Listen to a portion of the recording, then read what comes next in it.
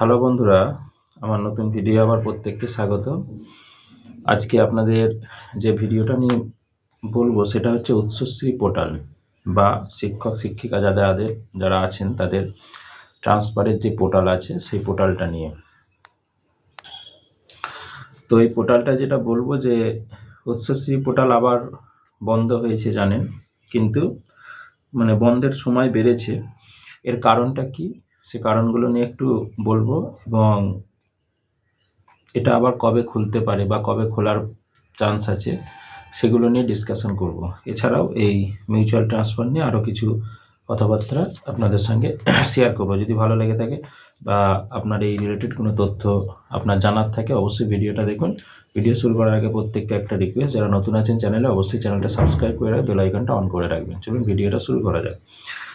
প্রথমে যেটা বলেছিলাম জানেন, এটা দীর্ঘ 21 সাল পর থেকে 22 সাল থেকে এটা বন্ধ আছে। 22, 23, 24 পার হয়ে গেল, 25 এসে অনেকেই আশায় ছিল যে জানুয়ারি থেকে হয়তো এটা পোর্টালটা খুলবে, উৎসশ্রী পোর্টাল, কিন্তু সেটা আর খুললো না, আবার বন্ধ হলো। এবং তার পিছনে যে রিজনগুলো দেখিয়েছে সেখানে হাই স্কুলের ক্ষেত্রে, সেকেন্ডারির ক্ষেত্রে দেখিয়েছে যে 10% প্যারা টিচারদের নিয়োগ আপার প্রাইমারির ক্ষেত্রে, এবং অনগোয়িং একটা আপার প্রাইমারি নিয়োগ চলছে, থার্ড কাউন্সিলিং হবে খুব শিগগিরই। তো সেইটা রিজন দেখিয়ে সেকেন্ডারি সেকশন অলরেডি প্রথম নোটিশ দেয় এবং তারপরেই প্রাইমারিও নোটিশ দেয়, কিন্তু প্রাইমারি নোটিশের কোনো রিজন কারণ দেখায়নি সেখানে, কোনো একটা অজ্ঞাত কারণে।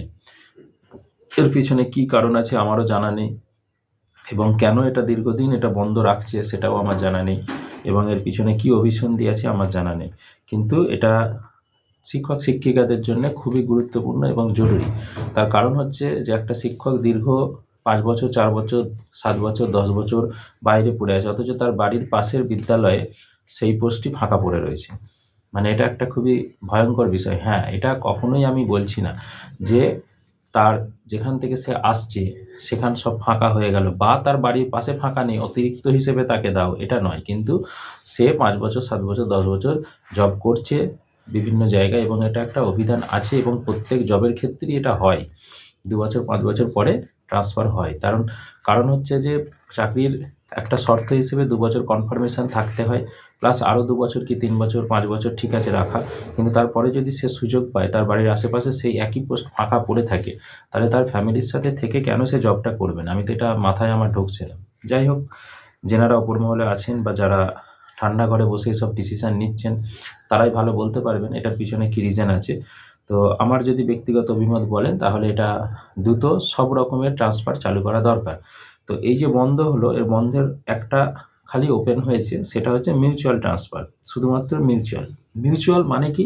মিউচুয়াল মানে হচ্ছে আমি যে পোস্টে চাকরি করছি, আমার বাড়ির পাশেই কোনো একটা বিদ্যালয়ে সেই পোস্টের কোনো টিচার থাকতে হবে, যেটা কিন্তু 1% হয়তো থাকে, কি 2% কি 5%, আমি তর্কের খাতিরে ধরে নিলাম।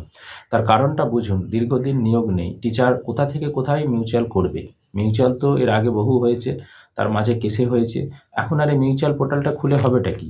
আমি তো এটাই বুঝে উঠতে পারছি না। যাই হোক, 2-1 জন যদি পড়ে থাকে দূর দূরান্তরে হলেও নিজের জেলায় ফেরার চেষ্টা করবে, সেই স্বার্থে হয়তো এটা কিছুটা কাজে লাগবে, কিন্তু অ্যাকচুয়াল মূল যে উদ্দেশ্য শিক্ষকদের ট্রান্সফার করা, সেটা কিন্তু এতে সফল হবে না। তার কারণ মিউচুয়াল পেতে গেলে একটা, বিশেষ করে উত্তরবঙ্গে যারা পড়ে আছে, সেটা মালদার শেষ থেকে শুরু করে উত্তর দিনাজপুর বা দক্ষিণ দিনাজপুর বা এদিকে দার্জিলিং, জলপাইগুড়ি, কোচবিহার, আলিপুরদুয়ার, এদিকের টিচাররা কিভাবে তার বাড়িতে ফিরে যাবে?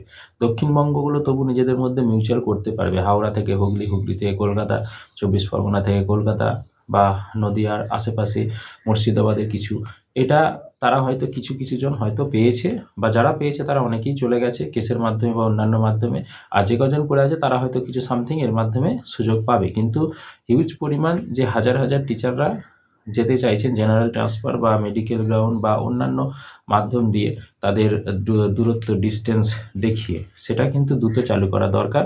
যেটা সরকার এখনও কি মাথায় ঢুকছে, প্রাইমারির ক্ষেত্রে বিশেষ করে আমি বলবো, কেন বন্ধ রাখছে, কেন বন্ধ রাখার কারণ আমি তো কিছু খুঁজে পেলাম না, কোনো রিজন নেই।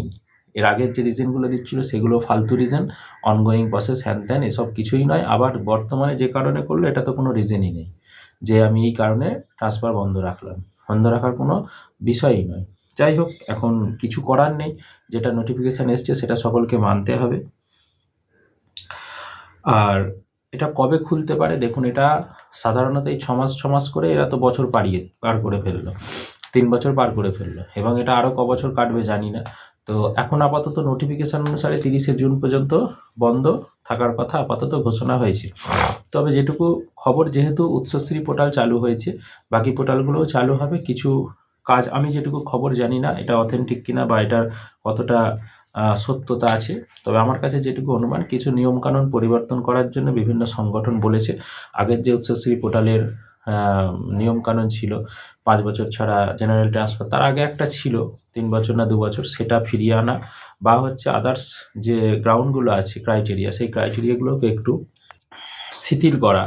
এইসব বিষয়গুলো নিয়ে কিছু কিছু টেকনিক্যাল কাজ, প্লাস কিছু এই কাজগুলো করতে গেলে যে মানে লোকের দরকার, সেগুলো অনেক সময় অফিসে নেই, অনেক অফিসে।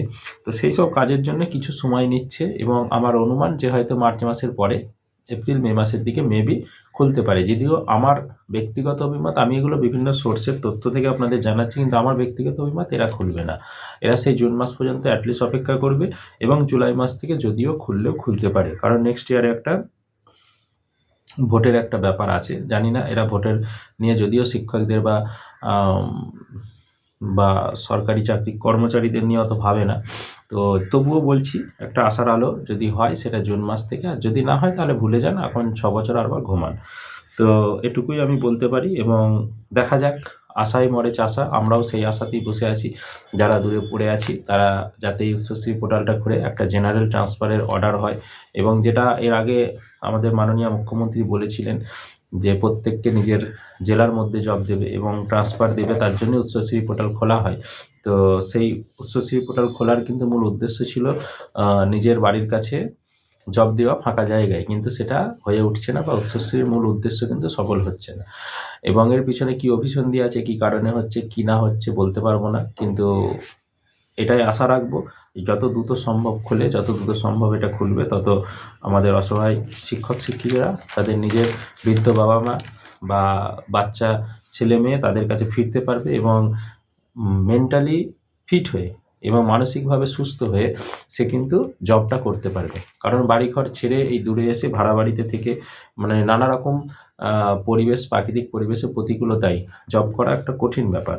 তবু সরকার যদি এটা নিয়ে ভাবে বা এটা নিয়ে চিন্তা ভাবনা করে, খুবই ভালো হয়। ওকে, ধন্যবাদ। যদি ভালো লেগে থাকে আমার কথা বা এই রিলেটেড কোনো তথ্য আপনাদের জানার থেকে, অবশ্যই লাইক করবেন, একটা কমেন্ট করবেন, আর বন্ধুদের মধ্যে শেয়ার করবেন। ধন্যবাদ।